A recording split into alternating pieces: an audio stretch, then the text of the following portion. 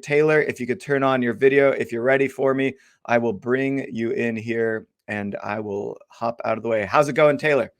Very good, very good. How are you, Derek? Awesome. Doing great. Ready to kick off day 2. I'm right on schedule, 9:10 a.m. I did it. I'm just going to pass it over to you. I'm really excited for this session because I do think a lot of our merchants are totally like kind of deaf when it comes to the retail expansion side of things. That's right. Just a second. I just opened my camera and noticed that it's like getting dark here because I'm in Tel Aviv. So give me 10 seconds and I'm getting the light here on. Yeah, okay? hit the lights. I'll stall for you.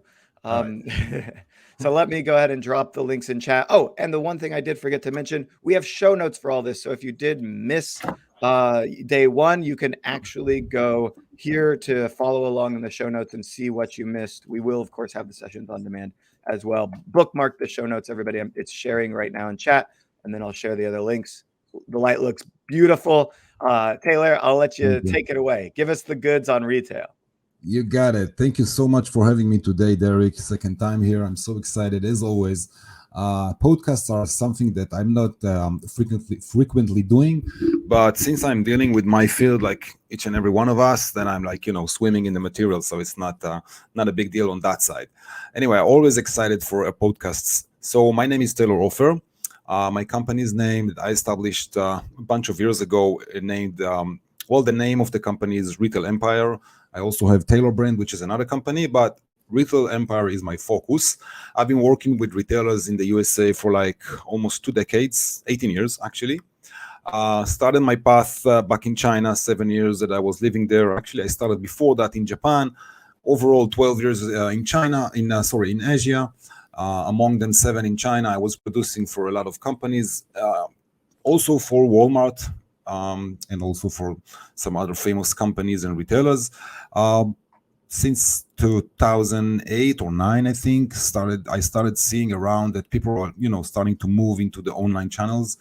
Back at those days, Amazon wasn't the strongest thing on earth. There was eBay, Alibaba, a little bit of other websites. But then I realized that my thing is retail, so I stayed with my thing. So I guess I'm one of the only persons in this community and other communities of Amazon sellers that have no idea about Amazon. All I have is knowledge that I hear from other people, but my focus and my most of my knowledge is about retail.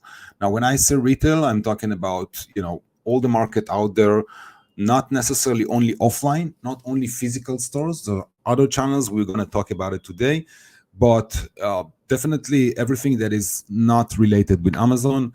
And I hope I don't disappoint anyone here, but also not Walmart, neither Walmart.com. Well, I do work with Walmart in stores, in the physical stores, but it's quite hard with them, to be honest with you.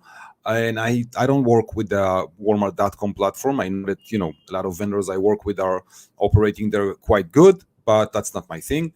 Other channels that we will speak about are my thing. So what I wanted to present to you today, and I'm not going to use my slides because, first of all, I prefer having it loose, not sticking to the so-called plan of the slides, although I have awesome slides. And second, because I prefer seeing on the screen, when I'm talking, to see myself. Otherwise, sometimes I don't even know and I'm not on the screen. Anyways, so the big thing about retail when it comes to Amazon sellers, and I've seen that among the years, I've been working with Amazon sellers for almost 4 or 5 years by now. It's the 5th year by now. I finished my own private label back at 2016 or 17. And I wasn't sure what to do next, but then a lot of, not a lot, but some friends of mine from Amazon space approached me asking, hey, can you help us selling our products also on retail? And I was like, why don't you do it yourself? I mean, what do you need me for? Because back in those days, I didn't understand what's, where's the gap? Where's the issue? What's the thing? And I have to share with all of you who are thinking about, retail and all that stuff like that, other channels. The thing with that is that, you already have your products and you have most likely some kind of branding, and you're dealing with manufacturers in China, in Pakistan, in the States, wherever. And you're doing the whole, production chain logistic chain, everything from the manufacturer down to the warehouse, and at the end of the day, down to the consumer's door. So if you have all these things, you have the shield for selling in every platform, because that's the shield, that's the base, that's the ground. And what I realized during the years is that the majority of Amazon sellers, not necessarily Amazon, but e-commerce sellers in general, they are not retail ready. And there's a huge term when you're talking about retail ready. This is a huge term, and it's a huge term because we'll speak about it in a second about what does it exactly mean and what is it containing to be retail ready. But if you bring your line, your products as they are in most of the cases that I've seen until that today, and I was surprised here and there, but not much, unfortunately. Most chances that the other side, when I say the other side, it means, a buyer assistant, a GMO, sourcing manager, whatever title it is. So this other side person would see it and immediately understand that there's an issue here. Like, this is an e-commerce label. This is not, retail ready company, retail ready label. And they see it in seconds. I learned during the years to see that from their perspective myself, like how to define when I see a line if it's retail ready, and I do it in like almost no time because I'm doing it like on a daily basis.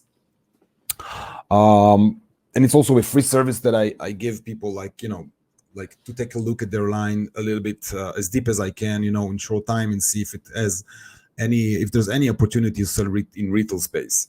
So the retail ready thing, when the other side sees it, most cases, the first thing they see is wrong texts.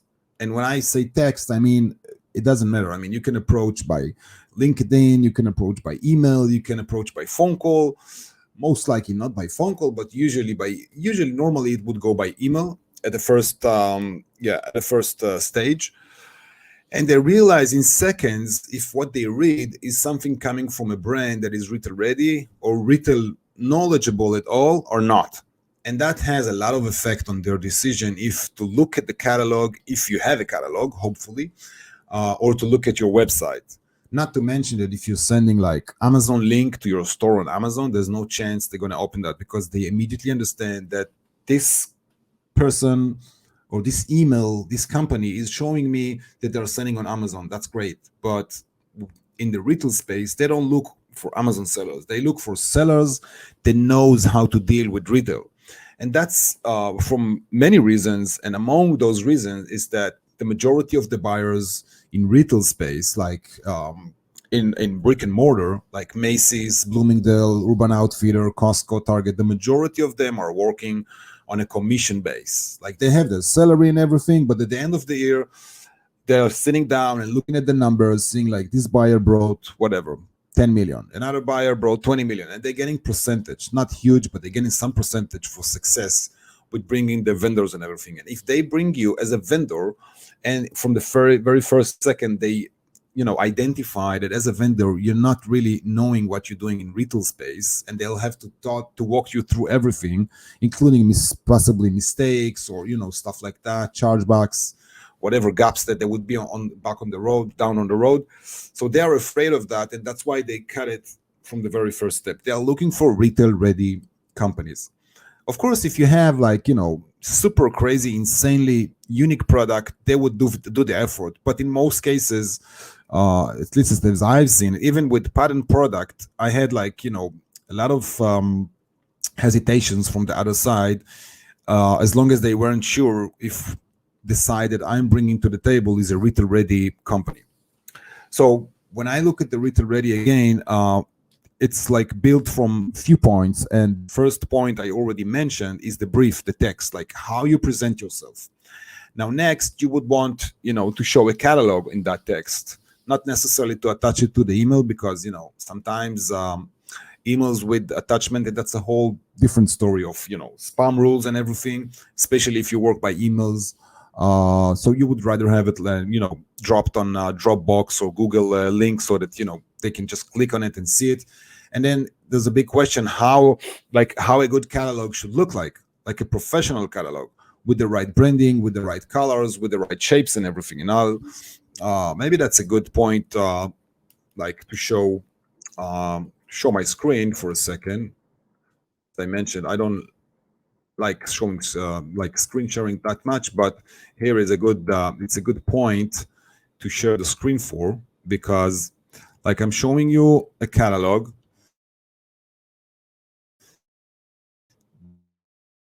There was, you can see it. I don't know if you can. Can't see it yet.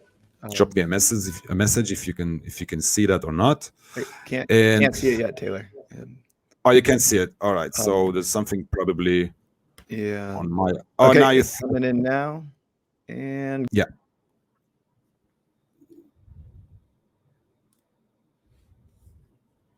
I believe you can see it now. I hope so. Yes. Right. Not sure. Yes. Can you hear me all right? Yeah, we can see it. All right. So it's most probably slowing down the connection as well. So I'll just drop, a one page at least so you guys can see what the retail catalog looks like. Very clean, very precise, very showing like, tender and very knowledgeable, but not too much knowledgeable. Like on the right side, you have the variations, the different colors of the SKU. You can look at the bottom and see the retail price and how much time it takes to produce it, and the certificates. It's small because it's taken into consideration that what the other side wants to see is the product, not all the dry details. If they are interested in the product, which is big and speaking for itself, then they would go to the next step and look at on the bottom and see like, oh, there's a lot of information here, like the weight, the sizes and everything, and what does it do, like the attributes. So yeah, I just wanted quickly to show you how a retail catalog look like, and that's the second thing that retail ready being is made of. And I've been seeing people like struggling with bringing up the right catalog, because it's not a small thing. It's definitely not a small thing. Like I could go on a retail catalog with my designer, which is like a designer that I work with for years, and his team is like super talented and super oriented to retail because they work with me for years, and that's what we do. And still I'm finding myself fixing them again and again and again in a manner of like, yellow cannot go with whatever, with purple, because it doesn't make sense. It will go better with green, and so forth and so forth. Just an example, doesn't have to make sense.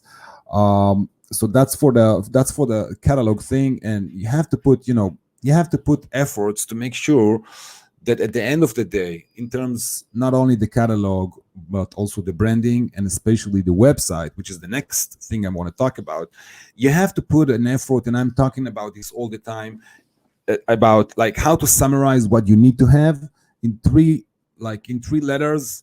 WOW. Wow. That's what you need. You need to wow. Like you need to wow the other side. Because think about a customer coming up, like, saying stuff on Amazon, and you want him to look at your picture and say, hey, this is the product I want. What are you going to do? You're going to make like a picture, $1 million picture, because this is your face. This is what brings you the traffic, right? I assume, I know that there are other stuff inside PPC and everything, but I'm just, in general, not considering myself as too much knowledgeable in Amazon, but the picture is something that catches the eye. So the same way, the website, the branding, the catalog, this is what catches the eye. And if they see something super colorful or something very attractive, it doesn't have to be colorful, not necessary. It could be very clean, like only white and purple, or only white and whatever, green, I don't know, orange. But as long as it's professional, and as long as it's like a wow thing, like something that attracts your eyes, like the 2 pages that I just showed before, then you get their attention. And this is what the retail ready thing is mostly all about, getting the right attention. It's the same thing that you want for your brand on Amazon, getting attention. On Instagram, Facebook, Pinterest, all those platforms, social media in general, you want to have attention. If you don't have attention, your brand is not moving forward properly, right? So the big attention here is made by the retail ready thing, and the branding is the part of it. Now, the good news is that it doesn't really take too much to have a good branding. Although some people might think, oh, I only have products, I just have the products and they're selling great on Amazon, but my website is just, a dumb website, which I did, just in case, or because Amazon forced me to do. And I don't have catalog or anything like that. And I just have like 5, 10, 3, whatever, 20 SKUs. I don't know if that's something that could work for the retail. So yes, obviously not all the products working for retail, and that's why I'm always, before I even start to work with anyone, I would always ask like to see the products, to see what they have on the other side, and then I'm on presenting mode. No, I'm not on presenting mode. Okay, and then I'm realizing with them, as long as there's like space for that in the retail, I'm realizing with them that it's very easy to do the pitch, like to take the line and to start working on on the catalog and all the other stuff. Now, next thing you want to consider if you are going to retail and thinking to go to retail is to be ready with the proper research and the pricing. These two factors are going together. Why is that? Now, pricing normally, people in the business, in the wholesale business or other businesses and everything, people like usually know that if as a benchmark, if my product MSRP, like the retail price is $100, for instance, so the wholesale price would be half of it. That's a benchmark, $50, right? Now think about a product that you're getting landed, LDP, what you guys calling, I think, COG, cost of goods, right? Landed in your warehouse for, let's say, $40. If you have it landed for $40 and it sells for $100, and then you have $50 on the wholesale price, the benchmark only, then you have an issue here. Why? Because you don't want to work for $10. You don't want to work for $10 for a product that sells for $100, right? Doesn't make sense. You're going to do a lot of effort for that, and it's not necessarily worth it. So then you also have to consider that, if you would go for selling to, let's say, Bed Bath & Beyond or Bloomingdale's or even Urban Outfitter and stuff like that, like, let's call them high-end retailers, okay? They're not really all of them high-end, but high-end is what they are presented as.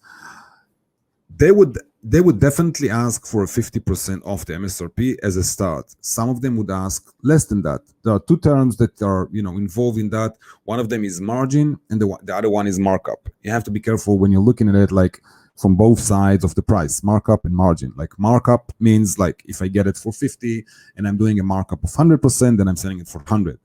But margin means that I need to do 50%. I need to do 2 times 200%, which is vice versa. Just make sure that you're referring to the right term.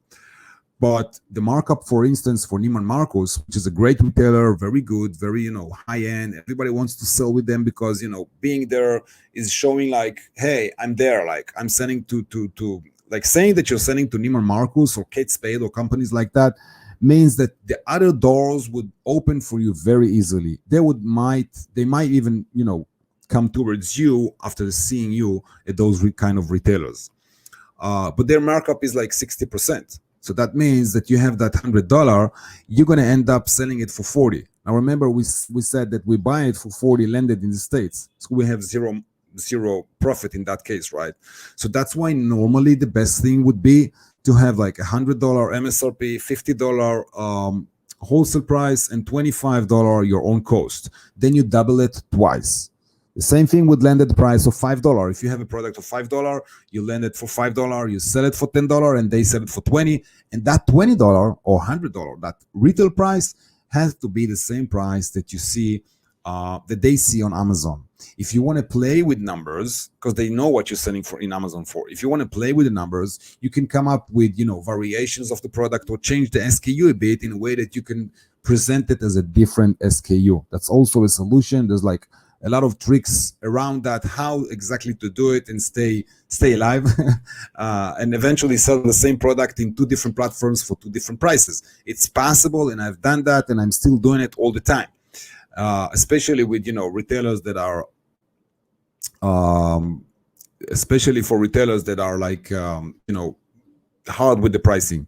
Like, let's say if I would go to TJ Maxx, which is a great retailer, very honorable, very good, very big. They have like more than 4,000 stores. They are buying for half of the wholesale normal price.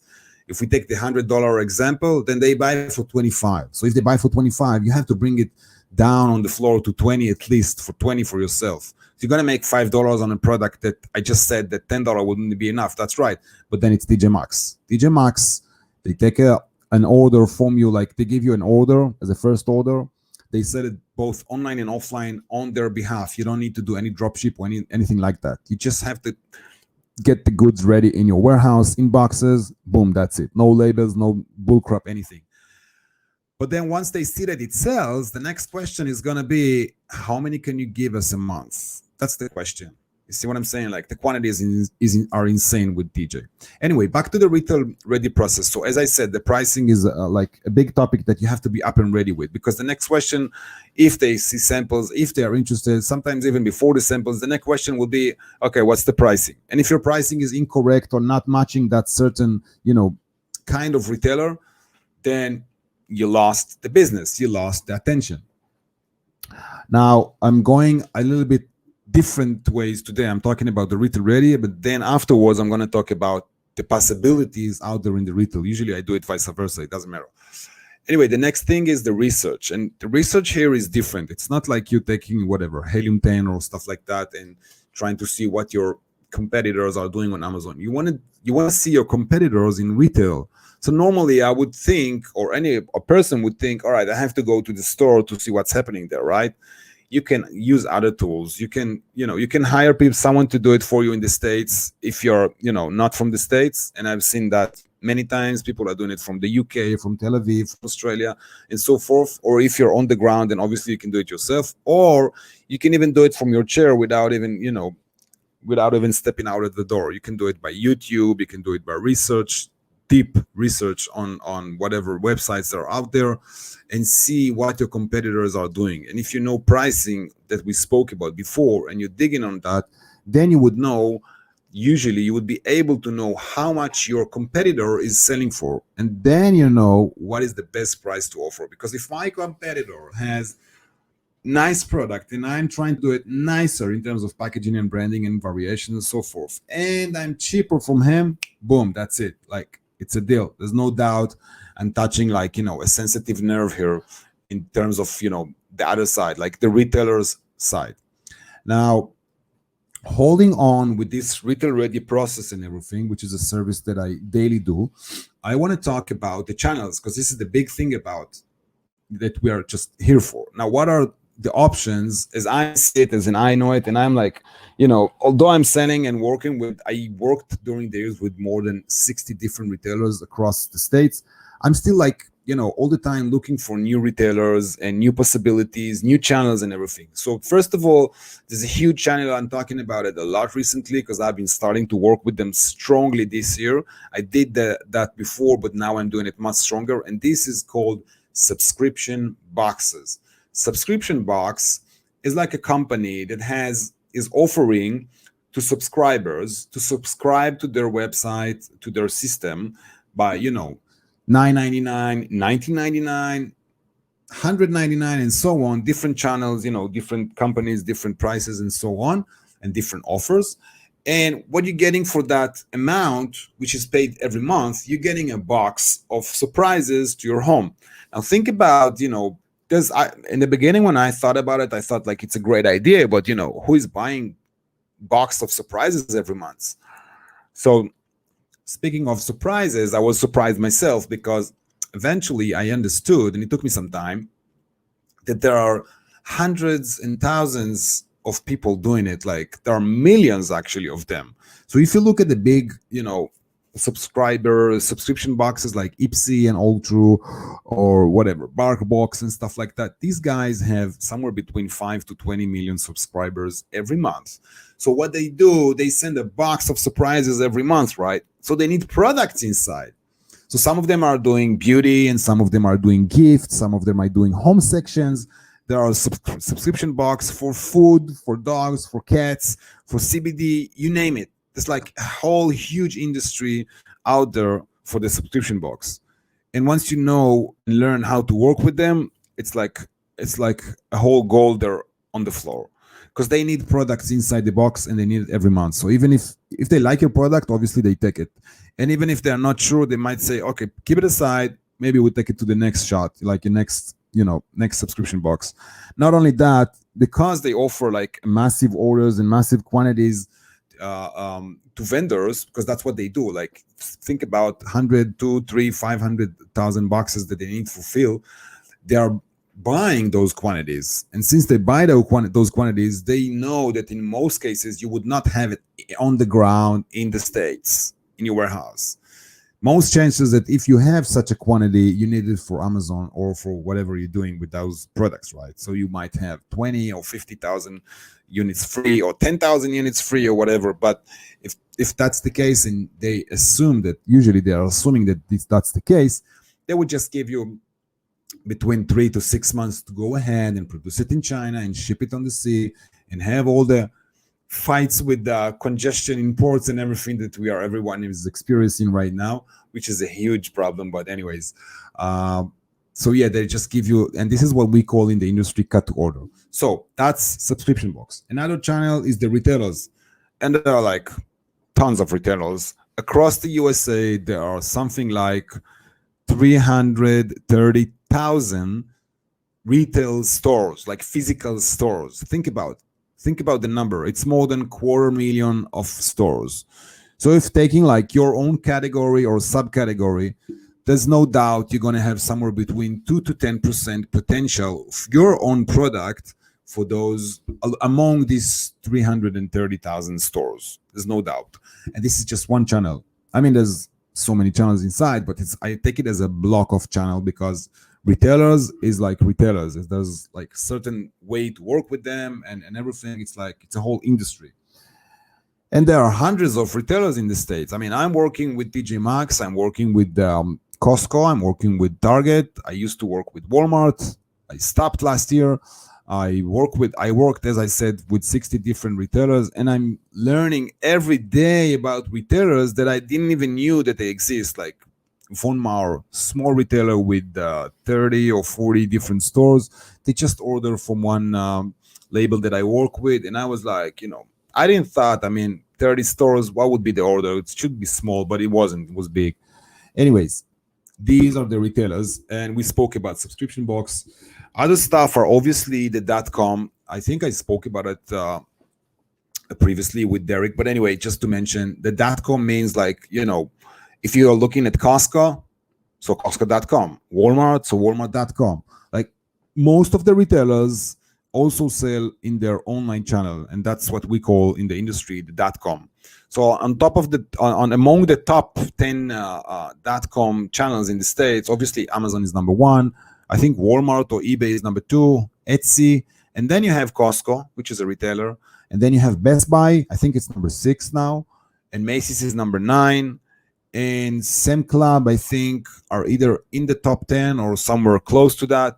So anyway, what I'm saying here that this, when you work with a retailer, you can either work with them in their physical stores or on their online channel. Okay, those are 2 different channels. So subscription box, retailers, the .com, subscription box, and there are more channels, like a lot of them, but I just want to mention one of them, which is the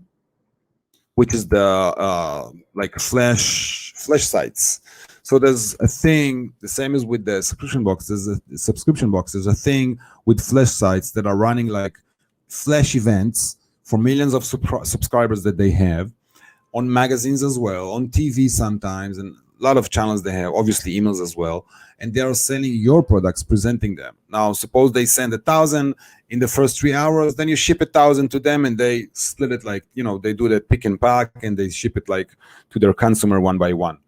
If you sold 10,000, then it's 10,000, and so on and so on. So these are the real dropship, like the term dropship that we know from, drop shipping from eBay to Amazon or vice versa, or stuff like that I heard about people doing. That's a dropship, but that's not the real dropship. The real dropship is like huge companies, and there's a lot of them out there in the States, like Zulily and Birchbox and so on. These companies, that's what they do. They're running a flash sales, and they need products all the time because they're offering products all the time.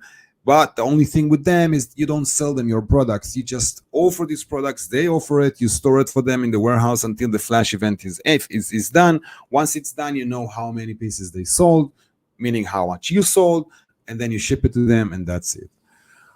Back to the retail ready again, like all these channels that I just mentioned, even the .com one, they're looking for retail ready brands. And retail ready, as I mentioned, means that you need to have your text, you need to have proper, pricing and research done before you approach them. You need to have your catalog properly up and ready, your website as well.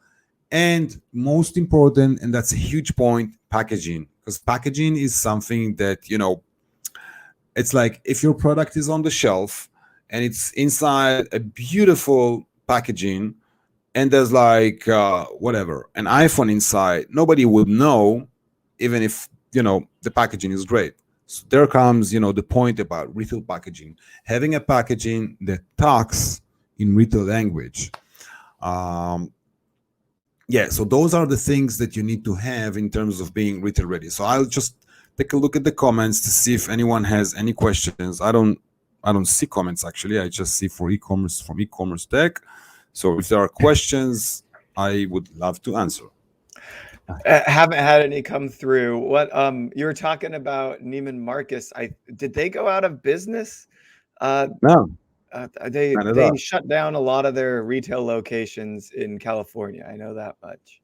No, they freeze some of them. The same thing happened with Hudson Bay, by the way. Hudson Bay, Canada had 260 or 70 stores, and I started working with them again this year. Then the lady says, mate, we're closed for COVID. We're going to open again. But now what we do, we're testing all the labels in our online channel. Once we see what's working for us there, we're going to bring it to the stores. So this is most probably what's going to happen with Neiman Marcus. I see. I got you. And so that brings up the question of what happened over the last 18 months, how that affected retail, and what's going on now to get back into the game, I would say. Like, what have you seen? Right. So obviously, I've seen a lot of stores closed. There's no question about it. But an interesting thing happened because there were talks about the retail apocalypse for like years. I'm hearing this for like already because 15 all the stores years. were already shutting down. Prior, even 2018, you had Payless Shoes. You had all these stores. I think I have it in my slide deck later today. All the shutdowns. Yeah. Right. So I'm seeing it from from the e-commerce vendor side, looking at retail like it's something that is collapsing. But on my side, when I see reality, the reality is just not. Vice versa, exactly the opposite thing. Like it's not collapsing, it's growing. So yes, a lot of them were closed for COVID, and a lot of them were struggling or still are struggling. But if you take the strong ones, the one that knew how to do the quick shift to the online and to do a lot of interesting things, like for example, I had Office Depot. What they did, they closed the stores back in last March, April, May, and June. And what they did in their parking lots, they did like crazy sales of all products. So while every other retailer were struggling, they sold like those nitrile gloves and mask and A95 and all this crap that people were running after to use it those days. And how do I know that? Because all of a sudden I got an email back in April, I think, from Anthony, a guy in Office Depot that I know, and he was like, Talor, you won't believe it, but I need a huge quantity of sanitizer. I said, yeah, of course you need sanitizer. Everybody needs, but what's the quantity? He said, I need 1 million immediately here and another 1 million to our Asian branches. That was like, 1 million. Where will I bring you 1 million, mate? I mean, there were no plastic bottles left in China to produce. There was no PE anymore. So it was crazy. But that's how they survived, and a lot of others did other stuff like strengthening their .com. But what I see now is interesting. Like if you look at Bills of Florida, which is an interesting retailer that I worked with last year, they are opening more stores, new stores. They used to have less than 500, and now they crossed the 500, if I remember correct. So that's for them. And there are a bunch of other companies doing the same thing. Like Macy's, what they did in the last year and a half, they were focusing on a whole new concept that they started to build before COVID, but then they understood how much is good for the COVID. And it's a concept of like customers, like vendors, hiring shelf. Instead of selling them a product, you just take the shelf, it's yours, boom, you do what you want. That's it. Yeah. And you have their locations. So they were just getting prepared with that. They already have, I think, 10 or 12 locations like that they offer that. And I believe they are growing this thing, all the time. So obviously, yeah, I mean, in crazy times like that, the market is very unstable. But then from the other hand, I got like very nice orders from TJ. And eventually I was asking the lady, like, mate, I mean, I know that you're closed in Jersey and in New York, but all the stuff are going to your warehouse in New York, in Jersey. What's going on? She said, no, mate, it's not selling on the stores, it's selling online. Like, they didn't even tell me that it's selling online. Now they have So all of their retail stores, e-commerce took off, and so it's not even about necessarily being in a physical location, but having a partner that can get your product in the hands of their customers. And so, exactly. I mean, which I like a lot obviously of partnership. right, exactly. Obviously, the best place to be in is the physical stores, because that's, suits you in a place, it puts you in a place where your brand is a real brand. It's out there in the store. But yeah, sometimes it's gonna go directly to the store, sometimes to the .com and then to the store. So yeah. I got you. I have so many more questions for you, but we have to go into our next session. Talor, You thanks got it. so much for joining us. So many knowledge bombs Thank, dropped, and I hope that people were taking notes on how to become retail ready. Talor, thanks. Awesome. Sounds good. Thank you so much for having me. Thank you, Derek. Absolutely.